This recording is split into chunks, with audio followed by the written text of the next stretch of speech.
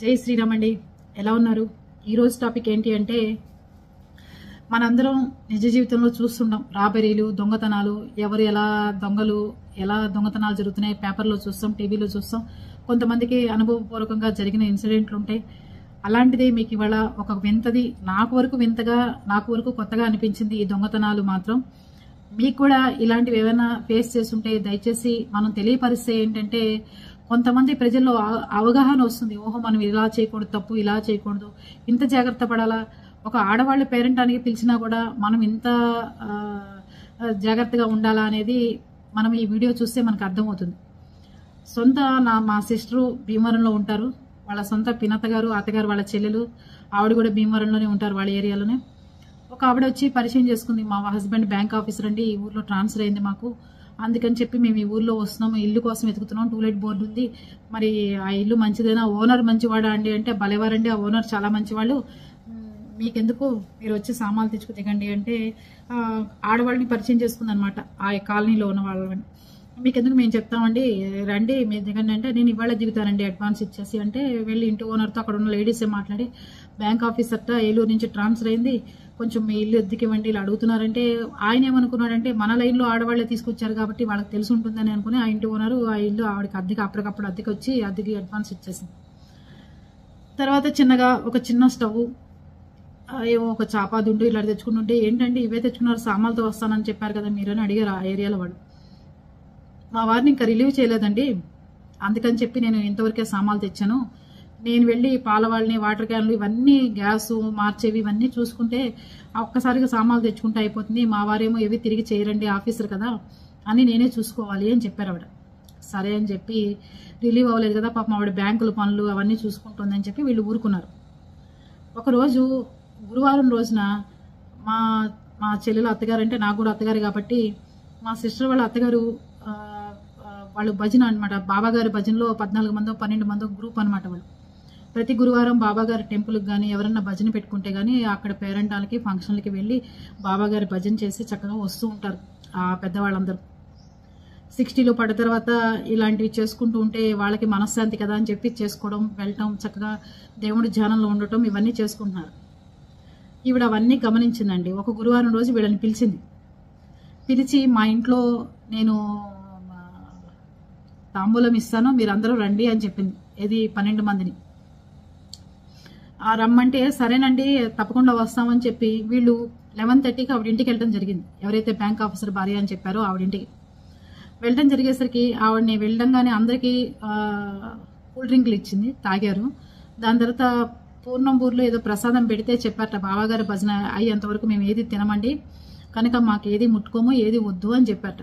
లేదని చాలా బలవంతం ఒత్తిడి చేసింట.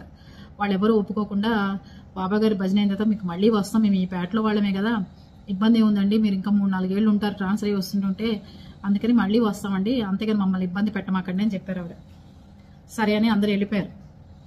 మొన్నాడు ఫ్రైడే అయితే మా సిస్టర్ వాళ్ళ అత్తగారు ఎక్కడో ఫంక్షన్కి వెళ్ళొచ్చి నగలు అన్నీ మెళ్ళో అన్నీ ఉండగా ఇవిడ చూసింది. ఎదురుకుండా ఇల్లు అనమాట, ఆపోజిట్ ఇల్లు.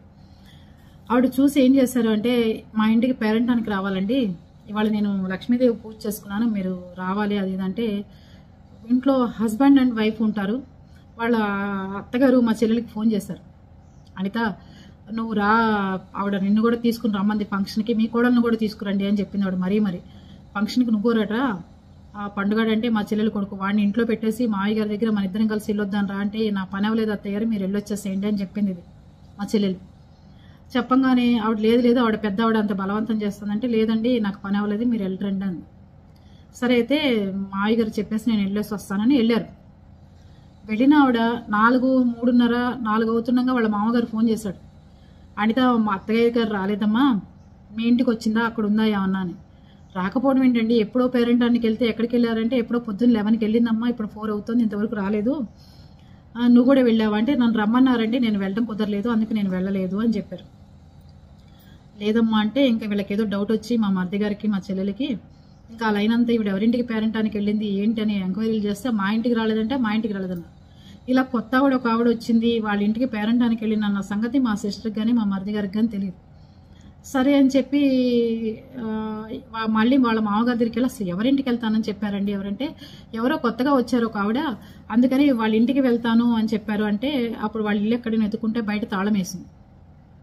ఆ ఇల్లు దిగిన ఆవిడ బ్యాంక్ మేనేజర్ భార్యని చెప్పిన ఆవిడ ఇంటికి వెళ్తే ఇల్లు లాక్ చేసింది. వెళ్ళి ఓనర్ని అడిగితే నాకు తెలియదమ్మా, పొద్దునే వెళ్ళిపోయింది, ఎక్కడికి వెళ్ళిందో ఆవిడ అన్నారు ఆయన. సరే మా సిస్టర్కి ఎందుకో డౌట్ వచ్చి సందులోకి వెళ్ళి కిటికీ ఒకటి ఓపెన్ చేస్తుంటే ఆవిడ హాల్లో పడుకుని ఉన్నారు వాళ్ళ అత్తగారు. ఈయనకి గుండెలు ఆగిపోయినాయి. ఏంటి మా అత్తగారు ఏంటి వీళ్ళ ఇంట్లో పడుకోవడం ఏంటి, అసలు ఏం జరిగింది, బయట తాళం వేస్తుంది, దొడ్డి తలుపులన్నీ వేస్తున్నాయి ఏంటా అని చెప్పి వాళ్ళ హస్బెండ్ మా మరిది గారిని ఇంటి చుట్టుపక్కల వాళ్ళందరూ వచ్చి తలుపులు పగలగొట్టి లోపలికి వెళ్ళి చూస్తే స్పృహ లేని పరిస్థితుల్లో ఆవిడ ఉన్నారు. చెవులకి రాకపోతే చెవులు లాగేసేసి కనీసం 60 నుంచి 70 సవర్ల బంగారం తీసుకెళ్ళిందండి. ఆవిడ 11:30కి ఈవిడిని పిలిచింది పేరెంటానికి రమ్మని. ఈవిడ వెళ్ళారు. 12:30, 1 కల్లా ఆవిడ చిన్న టిఫిన్ క్యారేజ్ లాంటిది పట్టుకుని ఆ లైన్లో వెళ్ళటం అక్కడున్న కిరాణా షాప్ వాడు చూశాడు. ఈవిడికి మా అత్తగారికి స్పృహ రావడానికి 2 రోజులు పట్టింది. 2 రోజులు పట్టిన తర్వాత లేచిన తర్వాత అడిగితే చెప్పారు, ఏదో పూర్ణం పూరి ఇచ్చింది తినమంది, రసన ఇస్తే నాకు వద్దమ్మా, నేను అలాంటివి తాగనన్నాను, పూర్ణం పూరి ఇచ్చిన తర్వాత నాకు ఏం జరిగిందో తెలియలేదు అని చెప్పారు. ఏ మగవాళ్ళు కానీ ఇంకో ఆడవాళ్ళ ఆసరా లేకుండా ఒక్క సింగిల్ లేడీ వచ్చి పేరెంట్ అని చెప్పి పిలిచి ఒక దేవుడు మాయలో మనుషుల్ని బ్లాక్మెయిల్ చేసి ప్రసాదాలు పేరెంటాలంటే లేడీసు అయ్యో వెళ్ళకపోతే పాపం చుట్టుకుంటుందేమో, ఈ తాంబూలం తెచ్చుకోకపోతే మన 5వ తనం ఏమైపోతుందో, లేకపోతే ఈ ప్రసాదం కాదంటే ఏమంటారు, ఈ పూట పేరెంటానికి వెళ్ళకపోతే దేవుడు ఏమంటాడు అని సహజంగా మనం అనుకుని వెళ్తూ ఉంటాం కదండి. అలాగే ఆవిడ కూడా అనుకున్నారు, వెళ్ళారు. దాని తర్వాత ఆవిడ స్పృహ రావడానికి 2 డేస్ పట్టింది. అప్పుడు పోలీస్ కంప్లైంట్లు ఇచ్చి ఆవిడ స్పృహలోకి వచ్చిన తర్వాత పూర్ణం పూరి పెట్టింది. నేను స్పృహ తప్పిపోయింది. దాని తర్వాత నాకు అసలు ఏమీ తెలియదు. 2 రోజుల తర్వాత మెలకు వచ్చింది. ఆవిడకి ఇచ్చిన మత్తు మందు కూడా తెలుసా అండి ఎంత పవర్ఫుల్ అంటే వాళ్ళు చెప్తున్నారు. మామూలుగా అయితే ఆవిడ కోమాలోకి వెళ్తుందని చెప్పారు డాక్టర్లు. ఆవిడకి బతికి బట్టగట్టుతుంది, బయటకు వస్తుంది అని ఎవరూ అనుకోలేదు. అలా అంత పవర్ఫుల్ మత్తు మంది ఇచ్చింది. సరే పోలీసులు మంచి అందగత్త, మంచి తెల్లగా, మంచి హైటు వెయిటు మనిషి చెప్పంగానే ఇదే సేమ్ మనిషి మళ్ళీ వైజాగ్లో నెల తర్వాత సేమ్ ఈవిడికి ఏదైతే జరిగిందో పేరెంటానికి రండి తాంబూలం ఇస్తానని ఎలా చెప్పిందో సేమ్ వైజాగ్లో కూడా ఇలాగే చేసింది ఆవిడ నెల క్రితం. అక్కడ పట్టుకున్నారు. అక్కడ ఒకళ్ళ ఇంట్లో చేసి ఒకళ్ళకి తెలిసి ఇంకోళ్ళ ఇంట్లో ఇలా చేయడానికి వెళ్ళినప్పుడు, అలా పేరెంటానికి పిలవడానికి వెళ్ళినప్పుడు ఆవిడని పట్టుకోవడం జరిగింది పోలీసులు. పట్టుకుని రాజమండ్రి తీసుకొచ్చారు ఆవిడని. వీళ్ళకి ఇన్ఫార్మ్ చేశారు, ఒక దొంగ దొరికింది, ఆవిడ మీరు చెప్పిన ఆనుమాలలాగా ఉన్నాయి, మీరు వచ్చి ఒక్కసారి చూసుకుంటే బాగుంటుంది అని చెప్పి పోలీసులు వీళ్ళకి కవరింపిచ్చారు. సరే అని మా సిస్టరు, మరిది గారు, మా అత్తగారు అందరు కలిసి అక్కడికి వెళ్ళారు. వెళ్ళిన తర్వాత సేమ్ ఆవిడ వెళ్ళటంతో నా ఆవేశం వచ్చి దాన్ని 2 పీకింది. ఏమే పేరెంటాలు ప్రసాదాలు దేవుడు అంటే అందరూ మాయ చేసేసి మా బంగారం దొబ్బేస్తావా, చెవుకి రాకపోతే చెవుది లాగేసుకుని వెళ్ళిపోతావా అని చెప్పి ఆవిడని బీభత్సంగా 2 దెబ్బలు వేసింది. తీరా ట్విస్ట్ ఏంటి తెలుసా మీకు ఈ స్టోరీ ఇంతసేపు చెప్పడానికి? నేను అందరు బంగారాలు పోతే, అందరింట్లో దొంగతనాలు జరుగుతాయి. దొంగతనాలు జరిగిన వాళ్ళకి కొంతమంది అదృష్టవంతులు ఉంటే పోలీసులు దాన్ని ఏమంటారు రికవరీ లాగా చూపించి మీకు సగం బంగారం ఇచ్చిన వాళ్ళు ఉంటారు. కానీ ఇలాంటి దొంగతనం జరిగినప్పుడు ఇలా సమాధానాలు చెప్పిన వాళ్ళు ఎవరైనా ఉంటే నాకు కూడా తెలియపరచండి కామెంట్ రూపంలో. ఎందుకంటే మన సబ్స్క్రైబర్స్ కానీ మన అభిమానులకు కానీ లేకపోతే బయట ఉన్న వాళ్ళకి కానీ తెలియాలి కదా ఇట్లాంటి దొంగతనం ఒకటి జరిగితే ఇట్లా చెప్తారు సమాధానం అని. అప్పుడు ఆవిడ ఏం చెప్పింది అంటే, నాకు చాలా మొక్కులు ఉన్నాయి, ఆ మొక్కులు తీర్చుకోలేకపోయాను, అందుకని నీ దగ్గర దొబ్బేసిన బంగారం అంతా తీసుకెళ్లి ఉండిలో వేశాను అని చెప్పిందండి. దీనికి మీరందరూ ఏమంటారు? ఇలాంటి ఆన్సర్ ఒకటి వస్తుందని మీరు ఎవరైనా ఊహించారా? మీ బంగారం తీసుకెళ్లి నేను ఉండిలో వేశాను, దేవుడి ఉండిలో. పోలీసులు అడిగారు, అమ్మ ఎక్కడ ఉండిలో వేసావే చెప్పమంటే, నాకు తెలియదండి, కనపడ్డ ప్రతి గుళ్ళోనూ తీసుకెళ్లి కొంచెం కొంచెం బంగారం వేసుకుంటూ వెళ్ళిపోయాను, చీకట్లో ఏ గుడి అనేది నేను ఐడెంటిఫై చేయలేనని చెప్పేసిందండి.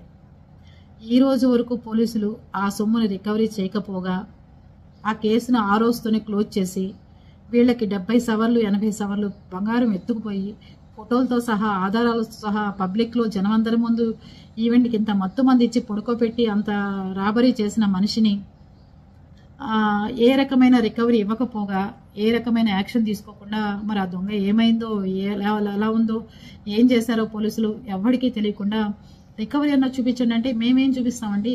అంటే పోయిన బంగారాన్ని ఆవిడ ఉండిలో వేసిన పదే అక్కడికే వెళ్దాం, గుడి దగ్గరికి వెళ్ళి తెరిపిస్తే ఇలా సంగతండి అని చెప్పి అడుగుదామండి, మాకు పూజారుల గారికి చెప్తే మేము వాళ్ళు ఒప్పుకుంటారని చెప్పి అడిగాం. ఆవిడేమీ సమాధానం చెప్పలేదు. ఆ కేసుని క్లోజ్ చేశారు. ఇలాంటి దొంగతనం మీరు ఎక్కడన్నా చూసారా? ఇలాంటి కేసు ఎక్కడన్నా విన్నారా? కనుక ఇలాంటి సంఘటనలు ఏమైనా మీ విషయంలో జరిగినా, ఎట్లాంటివి ఏమైనా ఉన్నా మీరు దయచేసి కామెంట్ రూపంలో తెలియపరచండి. ఇవన్నీ ఎందుకు చెప్తున్నానంటే, ఆడవాళ్ళు అనేసరికి నోములు, పూజలు, వ్రతాలు, జనరల్గా కొత్త వాళ్ళు వస్తే నమ్మి వెళ్ళమాకండి. 4-5 వెళ్ళినా సరే, నలుగురికి కలిపి పెట్టింది అనుకోండి, ఇంకోళ్ళు తోడు తీసుకెళ్దాంలే మనకేముంది అని అలా నమ్మి వెళ్ళమాకండి. ఒక ఇద్దరు తర్వాత ఒక ఇద్దరం, 10 నిమిషాల తర్వాత ఇంకో ఇద్దరం అలా వెళ్దామని చెప్పి ఒక జాగ్రత్తగా తెలివితేటలతో మసులుకుంటారని నేను ఈ వీడియో చేస్తున్నాను. అంతేగాని ఇంట్లో విషయాలు చెప్పాలని కాదు. ఇంకోళ్ళు కామెంట్ పెట్టేవాళ్ళు, మీరు చేతకాని వాళ్ళు, అందుకే మీకు ఎట్లాంటివి జరుగుతున్నాయి, మేము చాలా తెలివైన వాళ్ళం, మేమైతే 2 నిమిషాల్లో పోలీసుల దగ్గర నుంచి తెచ్చుకున్నామని చెప్పి కామెంట్లు పెట్టమాకండి. ఎవరి టైం బాగుండకపోతే వాళ్ళకి ఇలాంటివి జరుగుతూ ఉంటాయి. కనుక మీరు అందరూ అవగాహన కలుగుతుందని చెప్తున్నాను. నెక్స్ట్ వీడియోలో ఇంకో ఇంట్లో ఎలాంటి దొంగతనం జరిగింది, ఎంత బంగారం తీసుకెళ్లారు, ఎంత దారుణంగా రాబరీ చేశారు, ఆ ఫారెన్సిక్ నిపుణులు ఇంట్లో వేలిముద్రల కోసం వచ్చిన వాళ్ళు ఏం తీసుకెళ్లిపోయారు ఆ ఇంట్లోంచి నెక్స్ట్ వీడియోలో తెలియపరుస్తాను. ఓకేనా? బాయ్ అండి.